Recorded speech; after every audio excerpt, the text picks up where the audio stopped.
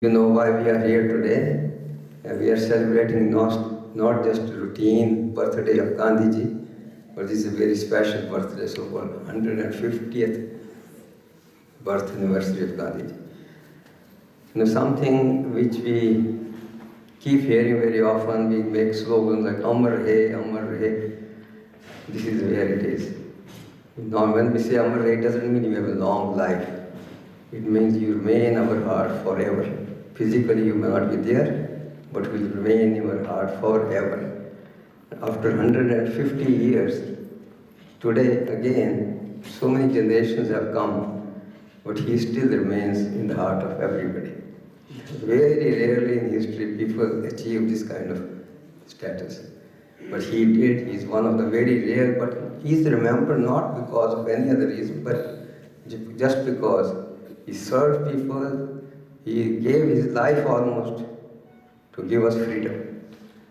And that was such a huge achievement in the history of humankind that all of us really want to remember him, cherish his memories forever. I think this will go on forever and ever and ever. There are other people also who are also known, like for their brutality for human, like Hitler is also known. People have not forgotten him either. But that's a negative way of staying in the memory of people.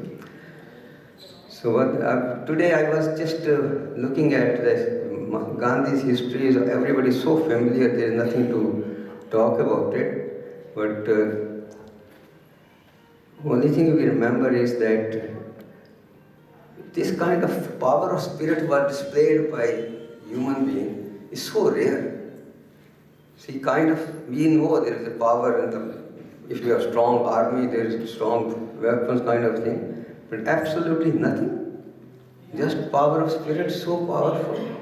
We could never imagine pure spirit could be that powerful. But he showed it. His example in history, never before in human history, anybody has tried that kind of methodology. That this will be done. But he was a very wise person. See, suppose there were people in the world who also wanted to be liberated, but they chose this so-called violent method. Algeria and all those many countries, so much bloodshed, so much innocent lives were lost. We are fighting against the oppressor without virtually weapons. It won't go anywhere. So we recognize that this method will not work here. The only way would be when a whole mass of people wake up with the spirit of total non-violence, high level of moral values, truthfulness, fearlessness, that kind of thing. How do you do it in millions of people? Such was his personality, by self-sacrifice, by absolutely sticking to the principles, never giving up. And people joined him. Lakhs of people joined him. Lakhs of people joined him. And when this kind of a situation arose, the British realized that when this fellow from here, Viceroy, wrote to England that when everybody from Srinagar to Kanyakumari rises up, no force in the world will be able to stop them. So much was the pressure that they have no choice but to let India be free. Now that was a huge, huge gift to us. We should always be very, very grateful to those who sacrifice their lives so that we can live free. It's a great blessing to be free. Now, I will take a little bit a different type of a post-Gandhi era. What happens when you succeed by using some method, you get intoxicated. This method is a great method. It will work under any situation, that kind of situation, right? And this happened, although there was a period of readjustment after independence, but it happened that, if you remember, in 1960-61, Goa was still not free. It was under Portuguese control. And the government of India requested them that, no, peacefully just give it up. They refused. Now everybody thought we have used this method of, going non-violent, it works, so they sent, some satyagrahis were sent there to Goa. And they were all shot dead by Portuguese police. They were all shot. People, what happened? It didn't work at all. And at that time, some people went to, Vinoba Bhave, they heard the name. Mahatma Gandhi used to call him Rishi. They went to him and asked him what happened now, why it doesn't work now. He said it won't work because now you have an army. See, as an oppressed person, you have nothing. Then the only thing you have moral strength. And that's what he displayed. But if you have army, you can't just do army, you stand back, we'll use a peaceful, non-violent method to fight it. It won't work. We made this mistake again and again. Not because people, future generation were very idealistic, because I think they were not handling the situation right. For 30 years, we were under threat of terrorism.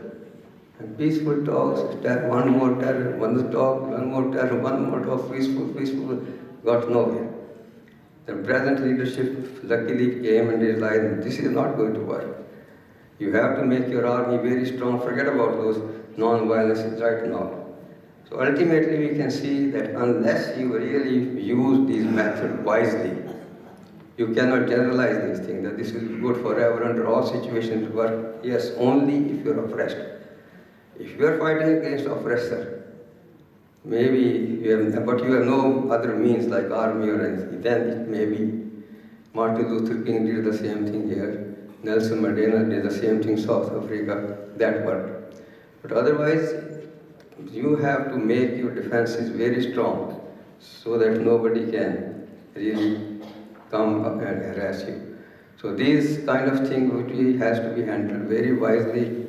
Gandhi was a very, very huge contribution that we know. History will always remember him. But it was a very unique kind of methodology which was never done before. So I think what we have to keep in mind that in spite of the non-violent method being effective, we know that non-violence is excellent. We know ahimsa paramo dharma is our Vedic sloka. And therefore it means that any time, for everywhere, for all the fellow beings in the world, yes, we will be non-violent, we will help each other, we will care for each other, that is excellent. But if somebody becomes an oppressor to us, then that thing doesn't work. In Mahabharata also, when Arjuna saw his relatives and gurus standing in front, he said, how can I kill them? He virtually decided to be non-violent. And at that time, Lord Krishna realized that this is when the greatest warrior is giving up. So he had to give him a sermon, so virtually rebuking him, that you have a duty to perform. You are a Raja. Suppose you get killed, you will be killed. No question. If you become non-violent, they will kill you. And you are Raja and you have responsibility for so many people. This is your duty. You have dharma to perform. And therefore, what happened was that ultimately he had to pick up the weapons and fight, because Krishna told.